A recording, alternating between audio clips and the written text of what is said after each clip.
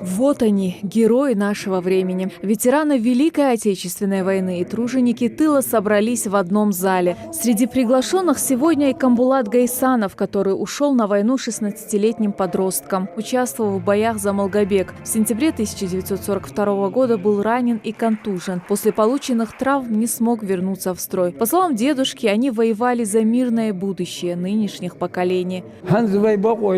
Сегодня у нас есть право выбора. Часто смотрю телевизор и радуюсь победам наших спортсменов. У нас много ученых. Наша молодежь знает, что необходимо почитать старших. Я благодарен всем, кто меня пригласил сегодня, и главе, который уделяет нам особое внимание.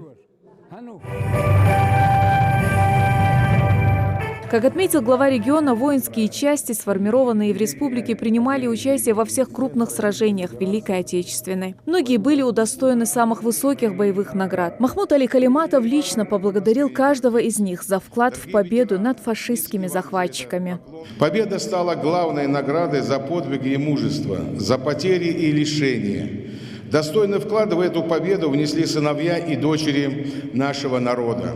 С начала войны ушли на фронт более 21 тысячи представителей Ингушетии. Более 6,5 тысяч из них не вернулись с фронта. Многие были удостоены самых высоких боевых наград. Вечная память и благодарность тем, кто остался лежать на полях сражений. На карте боевых действий Великой Отечественной войны невозможно найти место, где бы не проявляли мужество и героизм ингушские войны. Наши земляки были среди тех, кто первым встретил врага на границу у Брестской крепости, защищал Москву, Ленинград, сражались в битвах за Кавказ и Сталинград. На Курской дуге обороняли Одессу, Киев, стояли насмерть на всех фронтах от Балтийского до Черного моря.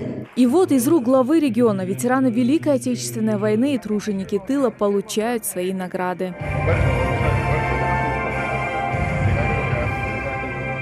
Еще один ветеран Великой Отечественной. Магомеду Медарову 96 лет. Но несмотря на возраст, он хорошо помнит военное время. За 2 года отряд под его командованием успешно справлялся со всеми поставленными задачами. Магомеда наградили медалью за отвагу. Дважды был ранен. Но главное для участника войны – он ни разу не подвел своих боевых товарищей.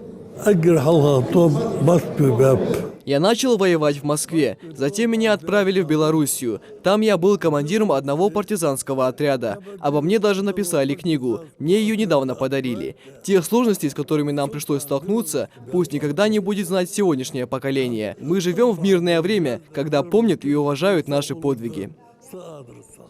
Труженик тыла Сулумбек Коригов в этом году будет праздновать свой вековой юбилей. Дедушка отмечает, что ему всегда оказывают внимание, не забывает, и он этому очень рад. Да не лишит Аллах нас своей милости и даст здоровья всем. Пусть Всевышний укрепит наш иман и сделает народ сплоченнее, а дети пусть всегда радуют родителей. Уделить внимание нашим истинным героям – это меньшее, что мы можем сделать, отметил в завершении мероприятия Махмуд Али Калиматов. По его словам, свидетелей суровых фронтовых будней с каждым годом становится все меньше. Поэтому очень важно, чтобы потомки помнили и свято берегли память о них, с гордостью передавая ее следующим поколениям. Спасибо за внимание ваше.